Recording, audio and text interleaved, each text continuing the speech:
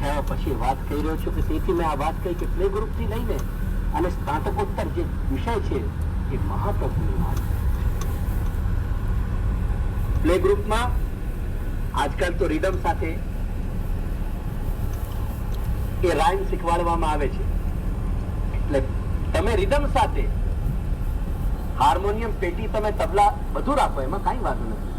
નમામિ યમુનામહં સકલ સિદ્ધિ હેતુદા, એને રાઇમ આપો, એને તમે સરસતા આપો. પણ નમામિ યમુનામહં સકલ સિદ્ધિ જો કાઢી દીધું ને તમે, આપણી વાણી કામમાં નહીં આવે. એટલે રાઇમ્સ થી લઈને અને એ લેવલ સુધી તમે લઈ જાઓ, પણ વાણી છે વલ્લભાધીશ. વલ્લભાધીશના શબ્દ,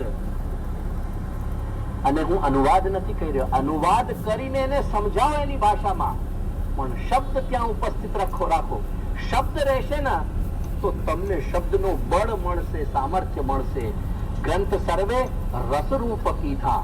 જો પરમાત્મા રસરૂપ હોય અને સાક્ષાત હોય ને તો વલ્લભાધીશના પ્રત્યેક અક્ષરમાં એ સામર્થ્ય છે અને રસરૂપતા છે.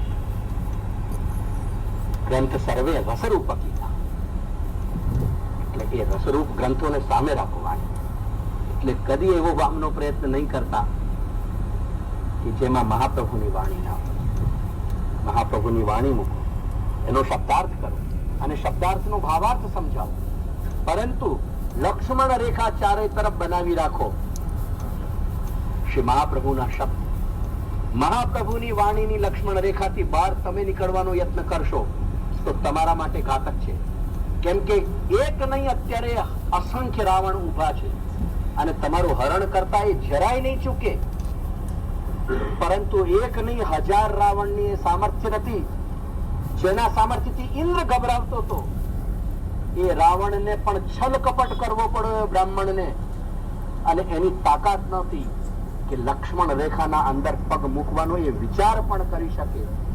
વલ્લભાધીશની વાણીની લક્ષ્મણ રેખા ખેંચીને એના અંદર નિવાસ કરશો ને, આ દેશ કાળ પરિસ્થિતિ કોઈનું સામર્થ્ય નથી કે તમને સ્પર્શ કરી શકે. તમે એટલા બધા સુરક્ષિત છો. પરંતુ એ વાણીની સીમાને જ્યારે તમે ત્યાગી દેશો ત્યારે એમાં એ વિનાશને કોઈ નહીં અટકાવે.